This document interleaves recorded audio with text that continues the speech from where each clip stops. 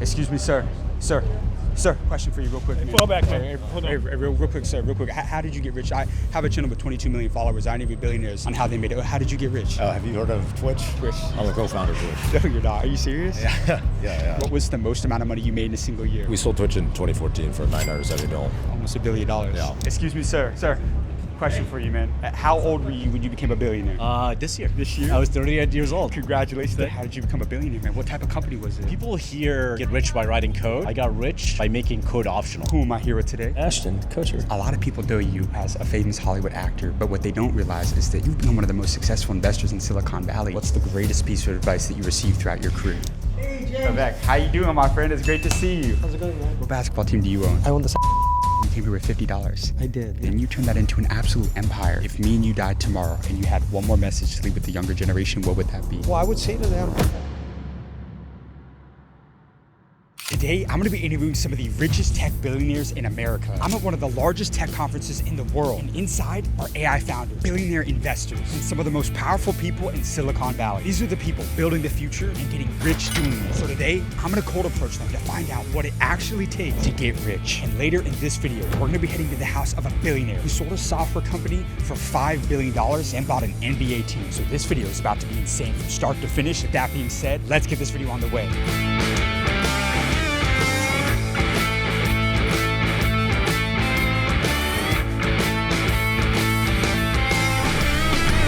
Excuse me, sir.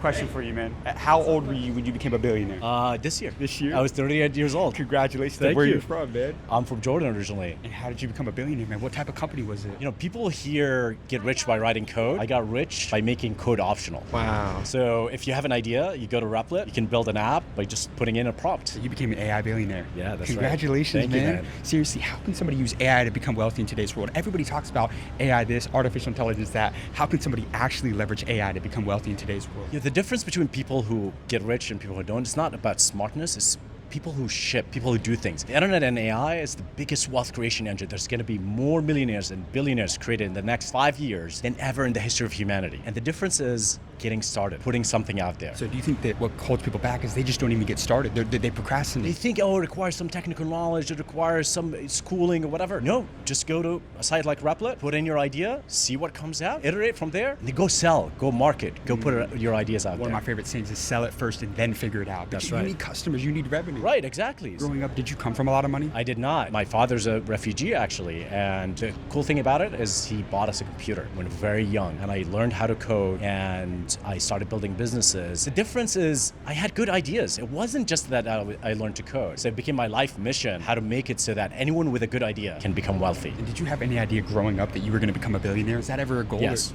You did? Yes. Why? What was your self-talk when you were a young kid in Jordan, man? I always felt like you should think big. I always believed in visualization. Have incredible patience. Our business took 8 years to take off. Most people quit in a year. We got offered to get acquired for $1 billion in 2019. I said no, because I want to build a $1 trillion company, right? So always thinking big, and paradoxically have incredible patience to be able to do it in 10, 20 years, but move incredibly fast in the short term. How did you prioritize long-term thinking over short-term profits? You said no to $1 billion, man. That's remarkable. People never do that. How did you prioritize the long-term thinking when you had the opportunity to build, forever wealth? I think it's mindset. It's like, is Zuckerberg that much better than me? Is Elon that much better than me? Why are they better than me? They're not. And if you just have that self-belief, that self-talk, I think you're going to be able to achieve amazing things. In the next 1 to 2 years, what is the best industry people should be looking to get into right now? I think AI is... But be specific. What part of AI in the next year is going to... I think it's important not to be specific because you can apply AI to any industry. So if you're a doctor, look around you. Why is AI not being applied to healthcare? If you are a driver, why isn't AI being applied to trucking? Literally pick any industry, any vertical that you have experience in and go figure how to apply AI into it. So you don't like the idea of going after a small niche. You like a big market is what you're saying. Well, it can be a small niche, but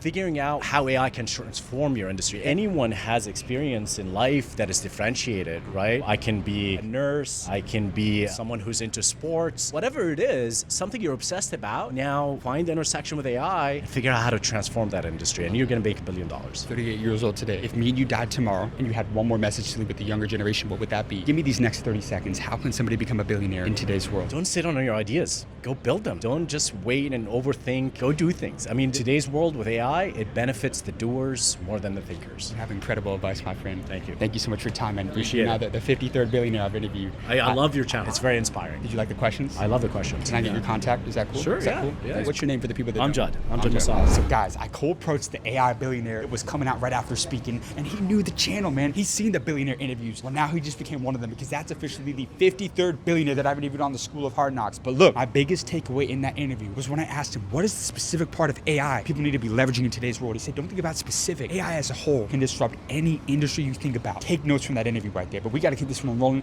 and go find Cold Approach, our next billionaire out here. You guys, come on. Excuse me, sir. Sir, question for you real quick. Fall back, man. Real quick, sir, real quick. How did you get rich? I have a channel with 22 million followers. I interview billionaires on how they made it. How did you get rich? Have you heard of Twitch? Twitch. I'm a co-founder of Twitch. No, you're not. Are you serious? Yeah. Are you actually? God smiled on me. Yeah. So how long were you running Twitch for? I mean, how long have you been a business owner? I started my first company when I was 20 years old. So that was 22 years ago. Yeah, I guess I'm old now. Yeah, 42 years old today? Yeah. Over these 42 years, what was the most amount of money you made in a single year? We sold Twitch in 2014 for $970 million. Almost $1 billion. Yeah. Can I interview you for a minute real quick? Sure. I think we're doing that now, right? Yeah, that's all right. 22 years you've been an entrepreneur for. What's Yeah. the greatest lesson you've learned about entrepreneurship you give to somebody about to start their first company in today's world? I always tell people, do what you would do if no one ever found out about it and you didn't make any money from it. What would you do where if tomorrow it completely failed, you wouldn't feel like you wasted all your time today? How did you come up with the idea for Twitch? I mean, this became a phenomenon, man. Yeah. You know, it's still super relevant and it's popping today as well. How in the world did you even come? I mean, you were way ahead of your time. What started off as something very different, I was a shy extrovert, and I always wanted to be connected with people and to be popular, and I had that scarcity mindset. I wanted to be rich and famous, because when I was a kid, I felt like I didn't get the attention that I needed from my parents or my peers. And so we had this idea for creating a streaming company around myself and my friends, and we were going to call it Justin TV. But and there was no streaming at the time. This was like before Instagram, even before Twitter existed. And so we had to invent the technology to do that, and we launched it. We called it Justin TV, and it was a streaming platform of one channel, which was just my show, me wearing a camera around 24/7. And we launched that. People came, they were like, "Why are you doing this? You're not that interesting, dude." Well, I was not that entertaining. And then people luckily gave us, they were like, "Hey, I want to create my own stream too. How do I do that? How are you doing this?" And so we opened up as a platform, and then eventually that turned into Twitch. What's your name? My name's Justin. Justin. Did you come from a lot of money growing up? No, my mom was an immigrant. She had 9 brothers and sisters. She came to America with like nothing, put herself through college, and she provided a middle class upbringing for us. But I didn't come from money. What was your turning point to financial freedom? Was there a turning point when you were growing up where you were like, I want to go out there and build an empire for myself like you did? Well, everything is good and bad, right? Like when I was a kid, my mom, because she grew up really poor with one of many kids, she had a deep scarcity mindset around finances and changed the way you thought about money? So she passed that along to me. So I was like, I never felt like I had enough, right? I was like, I got to prove myself to the world, and I need to make a lot of money. I remember when I first started on building internet companies when I was in college, I was like, if I can make $1 million, this was back in 2004, then I will be set. That'd be crazy, right? And I blew by that goal over the years, but it never felt like enough. I learned, luckily over the years, like money will never get you true happiness. You can have security, and it can help set you up to learn about yourself so that you can learn what really will give you and drive happiness for yourself, but it's probably not going to be extrinsic things. You sold your company for $970 million. Who did you sell your company to? Amazon in 2014. You sold it to Amazon. Yeah. What was it like negotiating with Amazon? It's one of the biggest companies in the world. Basically, we tried to sell it to Google first, and we got all the way up to the finish line. They almost bought it, and then we couldn't agree on some terms, and they walked away, or we both mutually walked away from the deal. What was their offer, if you can share? They started really low. It was like $150 million, and then eventually got up to almost $1 billion. So you walked away from $1 billion bucks. You walked away from $1 billion bucks. Yeah, we walked away. We walked away, and then that didn't feel super good. But then we almost sold it to Yahoo after that, and then they walked away from the deal at the last minute. And then by that time, we were like very fatigued. And then Amazon came in, and we agreed. So what is your best negotiation advice to anybody in business? Because it's one of the most valuable skills that I've noticed the most successful entrepreneurs possess. What's your best negotiation advice right here? Yeah, there's this book called Negotiation Genius, which is a great book. But I think you always want to have options. If you are able to walk away, you have multiple options. That's always going to give you the strongest position. So you can't be desperate to get a deal done. Yeah, you cannot be desperate. Don't negotiate from a place of weakness. Did you have people that doubted you when you started Twitch? I mean, yeah, there were tons. Like people were like, "This is the dumbest idea ever." My dad was like, I told him about when we were starting Justin TV, I told my friend who eventually became our co-founder, Michael Seibel, and my dad, I was sitting down at dinner, I was like, hey, I want to stream my life, and they were like laughing at me, Why didn't you listen to those people? Because a lot of people, they listen to the naysayers and they end up not executing on their ideas. Why did you not listen to the people that doubted you? I realized I have like a tweaked sense of risk, like I don't have the same risk sense as normal people. I've realized that over the years. I used to think it was normal in that way, but like you have to believe. If someone can talk you out of your idea for your business, that's a bad sign, right? As an entrepreneur, you have to have almost that reality distortion field where you say, this is the way the world is gonna be. And then you're the one convincing investors, employees, customers to sign on for that vision. How do you feel about AI? How would you be leveraging AI to get rich in today's world? There's an old business saying, it's like you want to commoditize your compliments, right? You want to not be the commodity layer. You want to be something where you're adjacent to the commodity layer. So in the world of AI, a lot of things become more commoditized, right? So knowledge work is cheaper. Programming is cheaper. Code is free, right? Software is free. So what are the things that benefit from free software? What are those industries? Like, for example, I think hardware devices that use software. You make and distribute a hardware device that uses software that takes advantage of commoditization of software. 42 years old today. Are you happy? Yeah, I'm happier than I've ever been. Have you ever been depressed? I've been depressed, even post-Twitch, actually. Selling Twitch was not. When you sold a company for almost $1 billion and you were depressed. Yeah, it's hard. When I say this, people are like, think it's bullshit. Right? And it may be a lesson that everyone has to learn for themselves, and I hope everyone gets a chance to, but money doesn't make you happy. Money can help you be secure, which can set the stage for you to be happy, but money alone or any sort of extrinsic motivator, whether it's money or fame, will never give you lasting happiness. When we sold Twitch, I felt good for a couple weeks, but then you go back to baseline. For me, being of service to people around me, being a good friend, a good father, a good family member, that's really what gave me lasting happiness. Beautiful advice, man. You gave an incredible interview.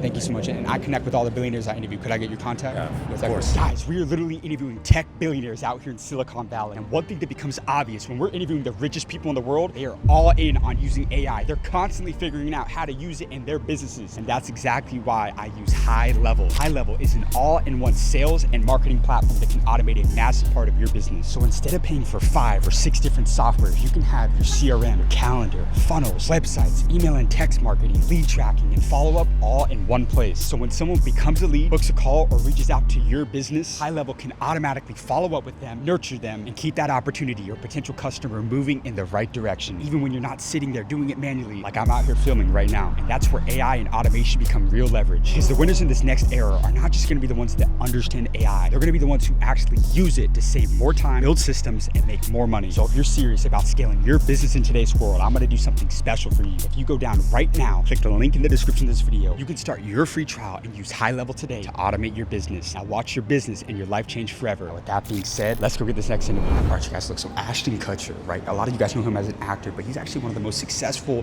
venture capitalist investors in the world right now. He's about to get off stage, okay? And apparently he's gonna be walking out this way, man. Apparently they agreed to do the interview, so we're gonna go right into it, because apparently he's gonna be racing to the jet to get out of here to fly back to Los Angeles. So let's see if we can get him to stop at the interview and get some game for you guys. Come on. All right, my friend. Appreciate you, man. Yeah. What's your account called? It's called the School of Hard Knocks. Okay, so we got it. interview entrepreneurs like Mark Cuban, Michael Rubin, lots of other really cool companies. You good to go? Who am I here with today? Ashton Kutcher. A lot of people know you as a famous Hollywood actor, but what they don't realize is that you've become one of the most successful investors in Silicon Valley. What was the turning point, becoming an investor, becoming a venture capitalist out here in Silicon Valley? I met a lot of really bright people. I just try to be generous with them and be as helpful to them as I possibly can in any way, shape, or form. And in return, they taught me a lot. They always say it's not what you know, it's who you know. Do you believe in that, though? No, I genuinely do, because when you know the right people, they will show you the shortcut. It's like you can get from Los Angeles to San Francisco on the 405, or you can take a plane. And if you don't even know that a plane is available, you're never going to jump on the Southwest flight. And so I really do believe that it's the who you know, because who you know will open up your eyes to see the world in a different way and what's possible. And when I got to Silicon Valley, I met Mark Cuban, who you've talked to. I met Ron Conway. I met Mark Benioff. I met Jason Calacanis. I met these people that were seeing the world in a different way. And I was just curious enough to ask them what that way was. And they taught me a lot of things. I'm gonna challenge you, Ashton. Take me back to the most life-changing conversation you ever had. What's the greatest piece of advice that you received throughout your career? Oh, I had this woman, and I said, will you marry me? And she said, I do. And that's the most important conversation in my life. And her name's Mila Kunis, and she's my wife. And there's undoubtedly the most important, most valuable conversation I've ever had. How important is the decision to marry the right woman in today's world? Look, nobody does it alone. Maybe it's a person that you marry, maybe it's your parents, maybe it's a brother or sister or a friend, but having a support ecosystem around you that is rooting for you when things don't go right, that's the only way. Like, everybody fails. Everybody fails. No matter who you are, there are moments where you feel like a failure. And if you don't have somebody to lift you back up and be like, hey, that's just like that one thing, like, you're a good human, like, you're good at these, like, we all need to be reminded of that. How old are you today? 48 years old. If me and you died tomorrow and you had one last message to leave with the younger generation, what would that be? Love thy neighbor as thyself. It's about the only thing there is. Everything else is commentary. Thank you so much for your time, sir. I appreciate that, Ashton. Guys, I don't think you realize, man, we just interviewed Ashton Kutcher. And like I said, a lot of you guys know him as a Hollywood actor, but man, he has recently become one of the best investors in all of Silicon Valley, investing in some of the biggest companies that you know and use on a regular basis. And my favorite part about that entire interview was when he talked about how important meeting the right people was for his success in his career, but more importantly, marrying the right woman. And look, you hear all these millionaires and billionaires on this channel talk about that. So that was a great interview. We got to keep the scene rolling and go get our next interview with a billionaire out here in Silicon Valley. All right, guys, I have a special surprise for you all right now. Look, we're out in Silicon Valley. The billionaire interviews have been going crazy, but I just got connected to the owner of an NBA team, the Sacramento Kings, Vivek Ranadive. Look, he became a billionaire after building and selling a software company for $5 billion. And he just invited us out to his home out here in Silicon Valley to interview him on his secret to building a $1 billion company and what it takes to buy an NBA team in today's world, man. Let's go meet Vivek right now. Go see what he has to say. All right, guys, we just got to Vivek's house out here in Silicon Valley, man. We're gonna go up right now and get this interview in with him, you guys. So this is about to be a good one, you guys, man. I'm gonna get him talking. I'm gonna get that real secret sauce from him and on really how he became a billionaire in today's world, you guys. Come on. Good, how are you? Good to see you, my friend. You anything fun this trip? Man, yeah, man, we just interviewed Justin Kahn, the founder of Twitch. You guys, man. Yeah, definitely. How are you doing, man? You doing good? I'm good. Can I get you guys something to drink or something? I'll have a little water. Yeah. Hey, James. Vivek, how you doing, my friend? It's great to see you. How's it going, man? Good, man. Good to see you. How are you doing? I'm doing great. Yeah, man. Man, you're like, you become a big deal. Man, thank you, man. I appreciate that, man. Vivek, you got to show him the basketball court in the house, though. Okay, sure. He's got to see the court, man. He's got to. I've had some famous people come and play here. Yeah. Guys like Obama, Shaq. Amazing. This is kind of the man cave, the movie theater, the wine cellar, the gym. So cool.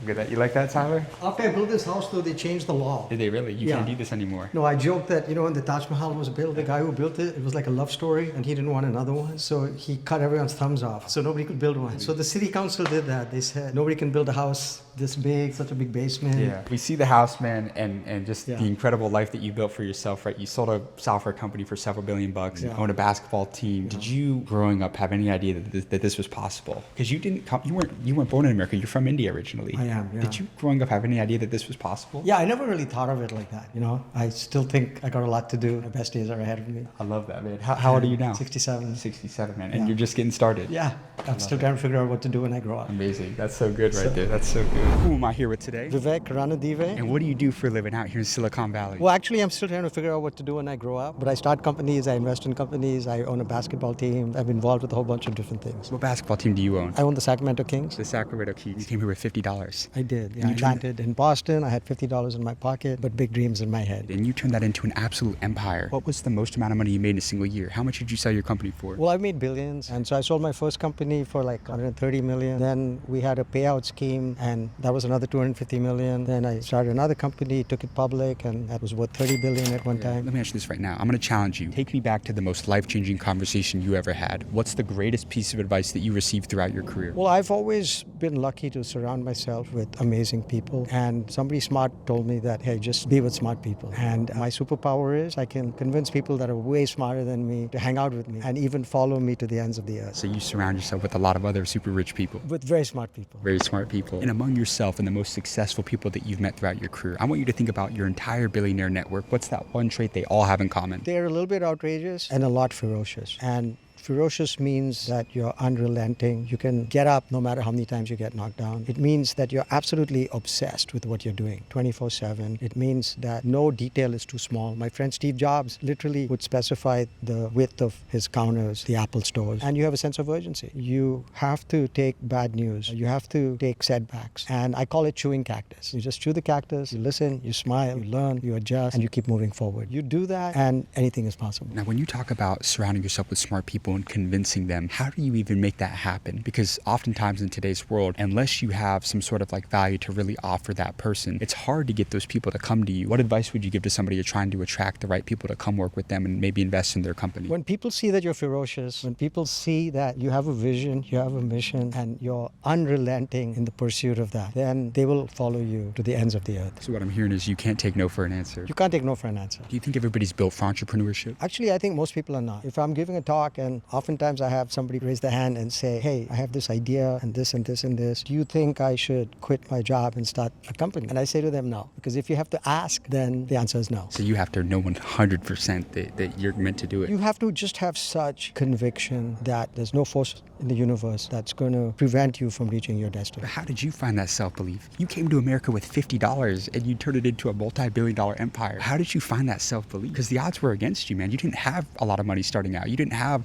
a ton of connections. What did you do, Vivek? Stay foolish. Stay hungry. I'm a fool. You're a fool. I'm a fool, and I love fools. What do you mean by you're a fool? Well, I go into areas I don't know nothing about. Imagine Steve Jobs going to his board and saying, hey, board, I want to get into the cell phone business. Steve, how much experience do you have doing that? None. Steve, there's 10 companies tripping over each other trying to make cheaper and cheaper phones. How are you going to make a cheaper phone? I'm not. Mine's going to be more expensive. A few years later, the iPhone business is worth more than Microsoft and Google combined. So it sounds like you have to be a little crazy to become this. You have to be a fool. Just stay foolish, my friend. Stay foolish. Are you a little crazy? Completely. Completely. 67 today. If me and you died tomorrow and you had one more message to leave with the younger generation, what would that be? Well, I would say to them that you're living in an incredible time. Don't waste it, because what happens in the next 10 or 20 years is going to be unprecedented in human history. So go out there, be a fool, learn, try different things, and be ferocious. You have amazing advice, sir. Well, thank you. Thank you for your time, sir. Can I just say one more thing? Yeah. When I talk about ferocious and outrageous, exhibit A for that is you. Thank you, sir. So you're cut from the same cloth, my friend. I appreciate that. Guys, that's a wrap on today's video. I need y'all to stop right now. Like and subscribe for amazing content coming every week to the School of Hard Knocks, man. We just interviewed tech billionaires out here in Silicon Valley. But I want to go a step further. I want to connect you with these billionaires. I launched and built the #1 community for entrepreneurs in the world, where you can ask your questions directly to the 8, 9, 10, and 11-figure entrepreneurs, the billionaires I interview every week on live Zoom calls I host inside of the School of Mentors. So if you want access, go down right now, click the link in the description of this video, and I'll see you on the inside. With that being said, we'll see you in the next video.